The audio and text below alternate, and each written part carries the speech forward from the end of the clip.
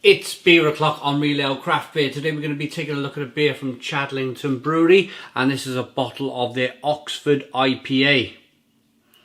It's a beer coming in at 4.5% ABV in a 500ml bottle, based in, of course, Oxford in the UK. We have a gold bottle cap. Without further ado, let's get this beer out into a glass and see what we get. Ooh, nice bit of smoke and a bit of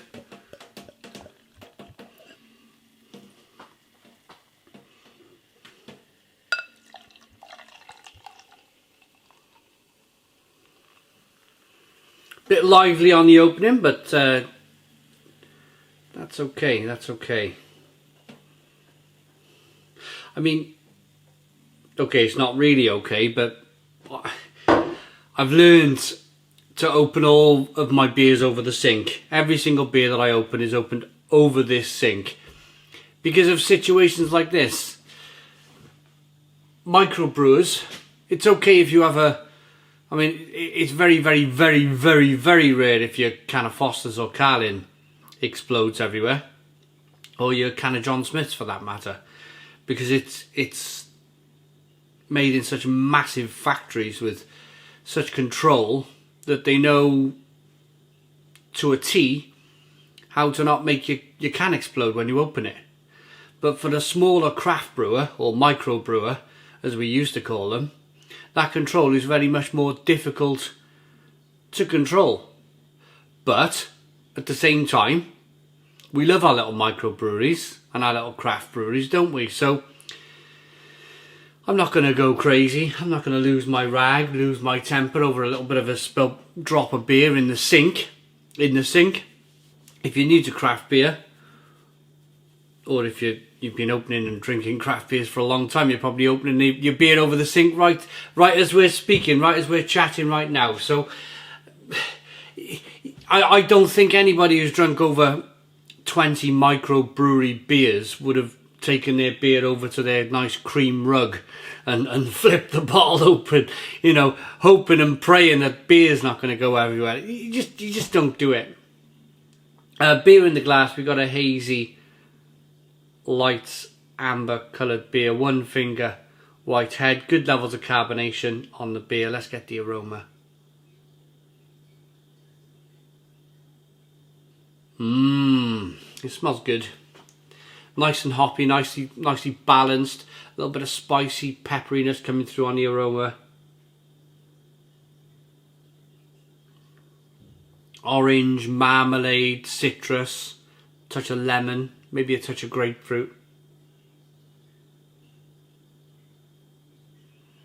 But a nice malty backbone at the same time, a nice kind of bready, biscuity aroma coming through.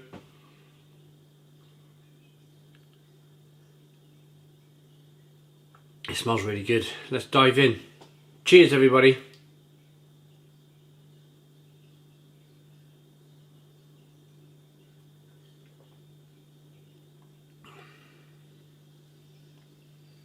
Oh, that's fantastic. Oh, that's fantastic. Absolutely fantastic. I'm not talking here about American IPA. Not for one moment. I'm talking about traditional British IPA. It's got a lovely bitterness on the back end. A real kind of really longing kind of stinging nettle type bitterness on the back end. Peppery, spicy.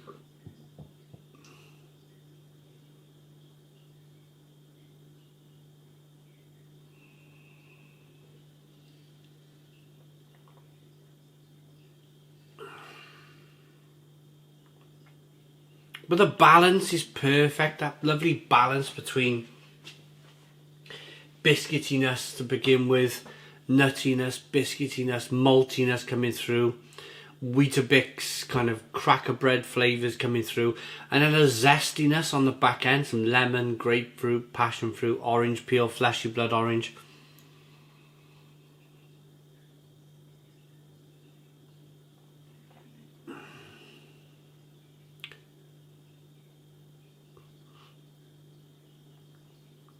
Yeah, it's really good.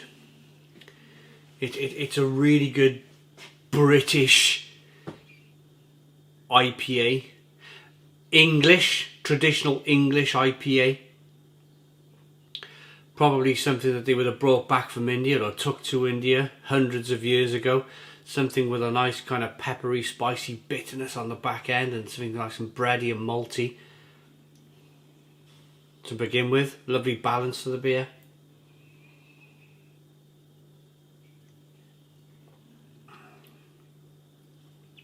It's been a long time.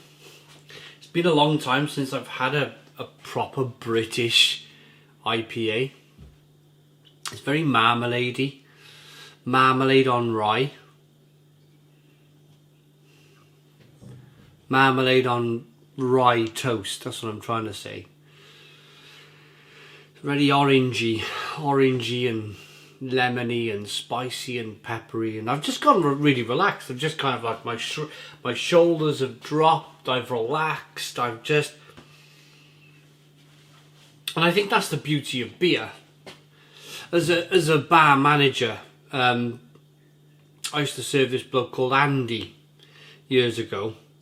Builder, fantastic bloke. We got on like a house on fire because I'm a carpenter by trade. But anyway, I used to watch this Andy come in every afternoon, 3:30 on the dot. He used to come in full of muck and bullocks, you know, covered in muck and whatever, and you could see he just wanted his first pint. And he's a little bit kind of like, you know, shoulders up type of thing. A little bit on edge, if I'm honest. And then he'd have his first beer, and you'd see him literally, you know, I'm exaggerating now, but it literally this type of thing.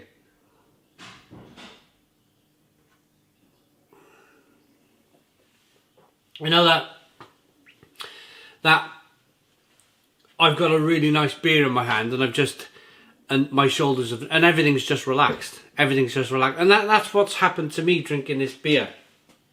Just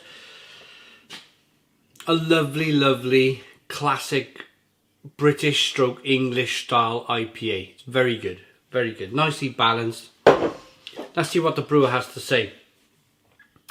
Known as the Oxford beer, Chadlington Brewery is passionate about the art of brewing beer. We take our inspiration from the glorious Oxfordshire countryside to create great tasting beers that everyone can enjoy.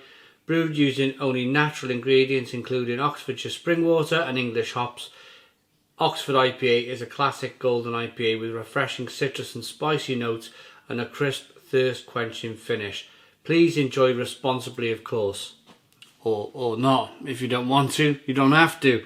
You can have 6 pints of this if you want. I'm not going to tell you off. I wish we could just go back to the days of realising that, you know, you can go to the pub and you can let your hair down and have a few pints. I'm not overly keen on when a brewery puts that on the back of the bottle. Please enjoy responsibly. I mean, really deep down the brewer doesn't want you to enjoy his beer responsibly. He just wants you to drink 6 or 7 pints because he sells more beer. But it's like cutting your nose off to spite your face. It just... I don't know why brewers do it. I don't know. I mean, they pay enough tax on the beer. Well, why do they then have to like conform to? Oh, please drink responsibly. All that kind of. What do you get? Do you get to pay less tax if you put that on the side of the bottle? It annoys me. It really does.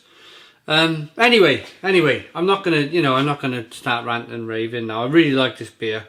It's a really nice IPA. I'm gonna rate it.